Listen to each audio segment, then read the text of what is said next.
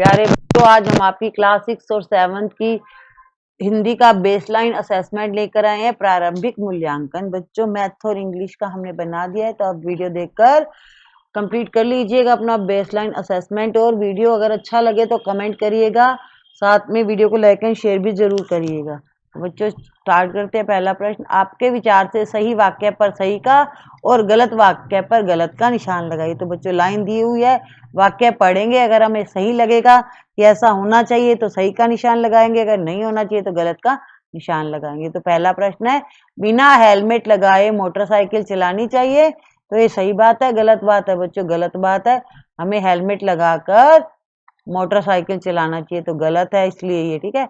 अब दूसरा है, भोजन करने से पहले साबुन से हाथ धोना चाहिए। तो बच्चों सही बात है, यहाँ सही आएगा, यहाँ क्रॉस आएगा। हमें अधिक से अधिक पेड़ लगाने चाहिए। तो बच्चों ये राइट है, वैसे बॉक्स में लिखा हुआ है वहां पे, ठीक है।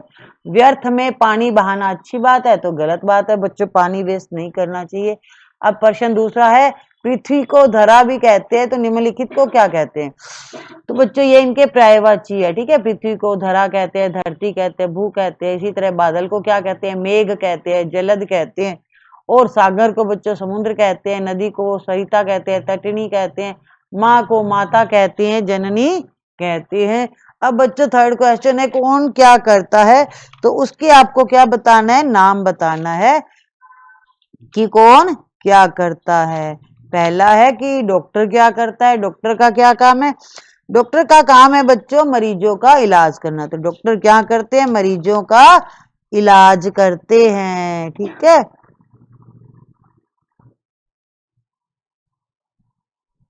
अगला है बच्चों, अध्यापक क्या करते हैं? अध्यापक पढ़ाने का काम करते हैं, पढ़ाते हैं। किसान फसल उगाते हैं और पुलिस सुरक्षा करती है। चौथा प्रश्न है, नीचे दिए गए वाक्यों में रेखांकित शब्दों के विलोम शब्द लिखकर वाक्य पूरा कीजिए। तो बच्चों रेखांकित है जिसके नीचे लाइन लगी हुई है, इसे अंडरलाइन बोलते हैं। चूहा छोटा होता है तो बिल्ली कैसे होती है? तो जो ये अंडरलाइन वर्ड है छोटा, इसका अपोजिट लिखना है, विलोम लिखना है। तो छोटा का हो जाएगा बड़ा, ठीक है। तो बिल्ली बड़ी होती है। हाथी का वजन अधिक होता है, तो अधिक का जो विलोम शब्द है चूहे का वजन कम होता है। वर्षा को कचौरी कैसी पसंद है? गरम। और हर्षा को लस्सी ठंडी।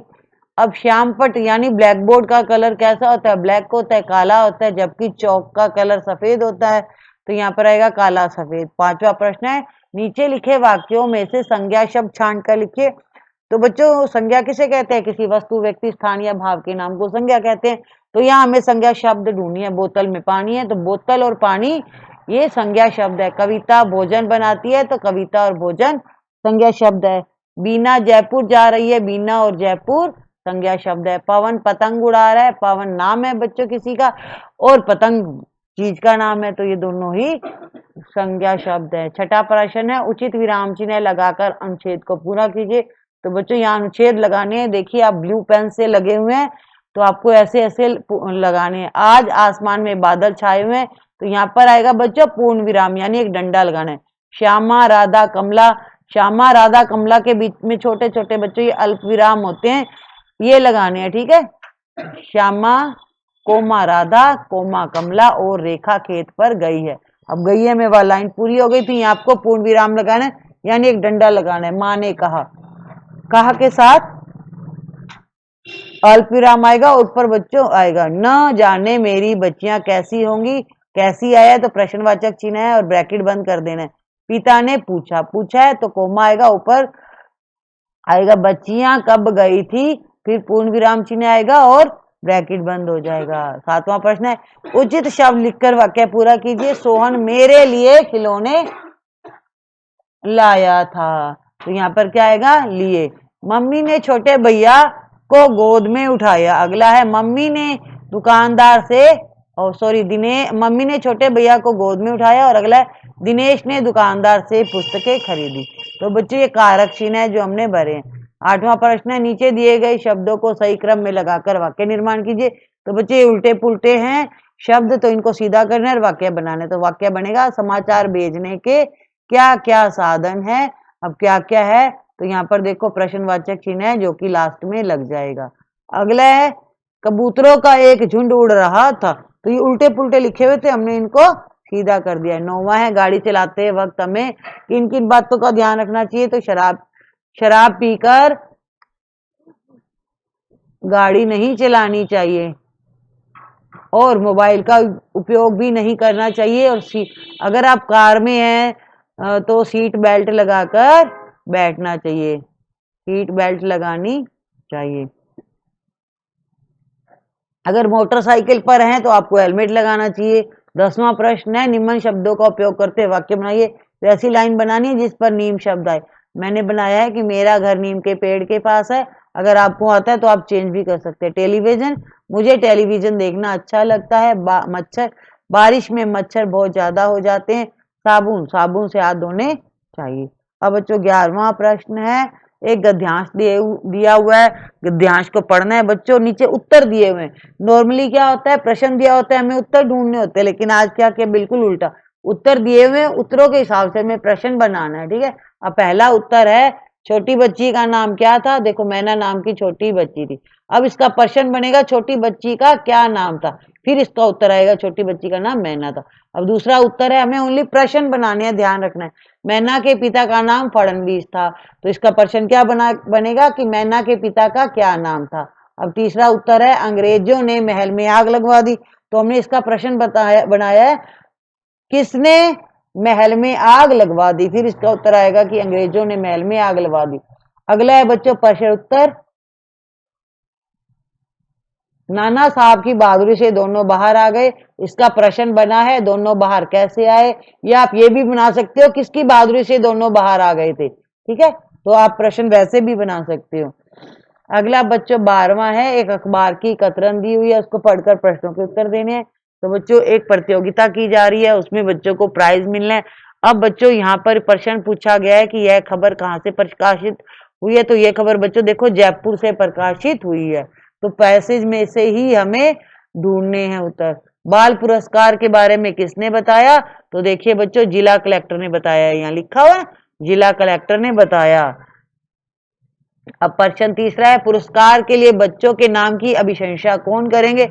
इसका उत्तर भी दिया हुआ है बच्चों कि राष्ट्रीय पुरस्कार के लिए बच्चों के नाम की अनुशंसा कौन करेगी, निर्वाचित संस्थाएं करेंगी। तो आपको क्या लिखना है यहाँ पर, निर्वाचित संस्थाएं करेंगी। अब पुरस्कार में क्या दिया जाएगा, ये भी बच्चों दिया हुआ ऊपर कि जो पुरस्कार में जीतेगा बच्चों, उनको स्वर्ण पदक के साथ 20,000 रुपए नगद दिए जाएंगे, ठीक है। तो ये यहाँ आपको फिल करना है। अब बच्चे चित्र दिया हुआ है, चित्र को देखकर आपके दिमाग में जो विचार आते हैं आपको लिखना है, ठीक है।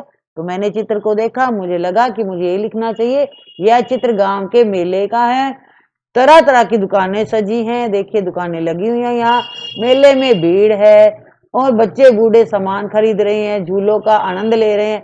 गुब्बारे वाला बच्चे को गुब्बारे बेच रहा है, सभी बहुत खुश हैं।